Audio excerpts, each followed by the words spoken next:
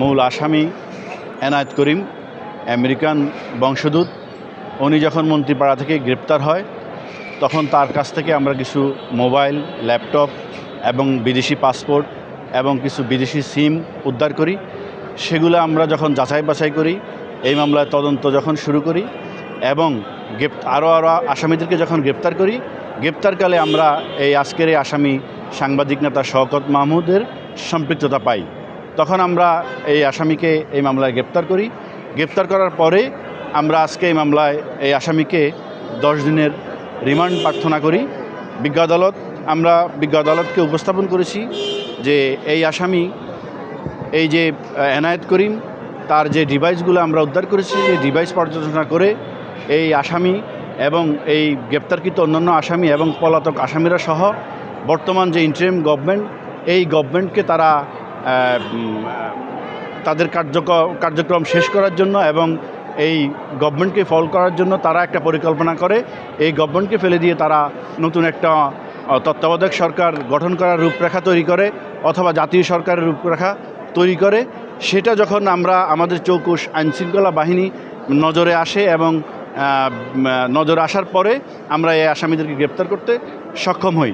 আসামি পক্ষের আইনজীবী আজকে বলেছেন যে উনি একজন সাংবাদিক নেতা এবং বিএনপির চেয়ারপারসনের উপদেষ্টা ছিলেন। আমরা বিজ্ঞ আদালতকে বলেছি তিনি অতীত থেকেই রাষ্ট্রবিরোধী কাজে এবং লিপ্ত ছিলেন। এই জন্য বিএনপি তাকে আজীবনের জন্য তাকে দল থেকে বহিষ্কার করে প্রাথমিক সদস্যপদ সহ পরবর্তীতে উনি আরেকটা রাজনৈতিক দল করে জনতা পার্টি, সেই দলের উনি মহাসচিব হিসেবে দায়িত্ব পালন করতেছেন। উনি বর্তমানে এই এনায়েত করিম সহ আরও সরকারি প্রজাতন্ত্রের কর্মকর্তা এবং অবসরপ্রাপ্ত বিভিন্ন বাহিনীর কর্মকর্তা এবং সরকারের আমলা এবং ফ্যাসিস্ট পতিত শেখ হাসিনা সরকারের দোসররা সহ ওনারা একটা পরিকল্পনা করে যে এই বর্তমান ইউনূস সরকারকে ওনারা হটায় ওনারা নতুন করে একটা নতুন আঙ্গিকে একটা সরকার গঠন করবে, করে তখন ফ্যাসিস্টকে ওনারা এই দেশে ফিরিয়ে আনবে। কিন্তু আমরা আমাদের আইনশৃঙ্খলা বাহিনী তা সফল হতে দেয়নি। আমরা এই আসামিকে রিমান্ডে চাই। এই মামলায় আর কারা জড়িত আছে, এই মামলায় কারা অর্থ দিয়েছে, এই মামলায় কারা সম্পৃক্ত আছে, বিজ্ঞ আদালত আসামিপক্ষের বক্তব্য এবং আমাদের রাষ্ট্রপক্ষের বক্তব্য শ্রবণ করে বিজ্ঞ আদালত আজকে এই আসামি শওকত মাহমুদকে সর্বোচ্চ 5 দিনের রিমান্ড মঞ্জুর করেন। আচ্ছা, আদালতের কাছে উনি স্বেচ্ছায় কিছু বলবার চেষ্টা করেছেন, কি বলেছেন আসলে সেখানে তিনি? উনি বিজ্ঞ আদালতে যখন বিজ্ঞ আদালতে বলার অনুমতি চেয়েছেন, বিজ্ঞ আদালত ওনাকে অনুমতি দিয়েছেন। উনি বিজ্ঞ আদালতে শুধু ওনার যে সামাজিক স্ট্যাটাস, ওনার রাজনৈতিক স্ট্যাটাস, উনি আগে কি করেছে এবং বর্তমানে কি করেছে, কোন রাজনৈতিক দল করেছে এবং সাংবাদিক নেতা ছিল কয়বার, এগুলোই উনি এই বক্তব্যগুলো রেখেছে। কিন্তু রিমান্ড কেন ওনার বিরুদ্ধে হবে না, কেন রিমান্ডে উনি যাবে না, এই ধরনের কোনো আইনগত ব্যাখ্যা এবং যুক্তি উনি বিজ্ঞ আদালতে উপস্থাপন করতে পারেন নাই।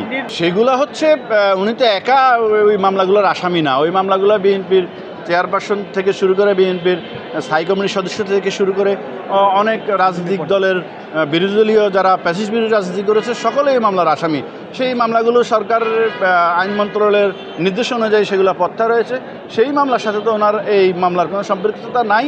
উনি যেটা বলতে চেয়েছে বিজ্ঞ আদালতে উনি নির্দোষ, উনি সরকারের সাথে ওনার সখ্যতা ছিল, আসলে তা না। আমরা তো ওনাকে ওই মামলাটা যখন অক্টোবরে যখন মামলাটা হয়েছে তখনই আমরা তাকে অ্যারেস্ট করে নিই। আমরা তাকে দীর্ঘদিন পরে, আজকে প্রায় 4 মাস পরে আমরা তাকে অ্যারেস্ট করেছি। এই 4 মাস কেন সময় নিয়েছি? আমরা এই মামলার তদন্ত করে আমরা পেয়েছি যে এই মামলায় ওনার সম্পৃক্ততা আছে।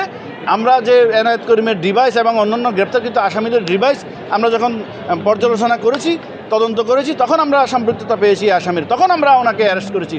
ওনাকে তো আমরা ওই মামলা শুরু হওয়ার সময় অ্যারেস্ট করিনি। তদন্তে ওনার নাম আসছে, ওনার সম্পৃক্ততা আছে বলেই আমরা ওনাকে অ্যারেস্ট করছি এবং এই মামলায় আজকে রিমান্ডের আবেদন করেছি।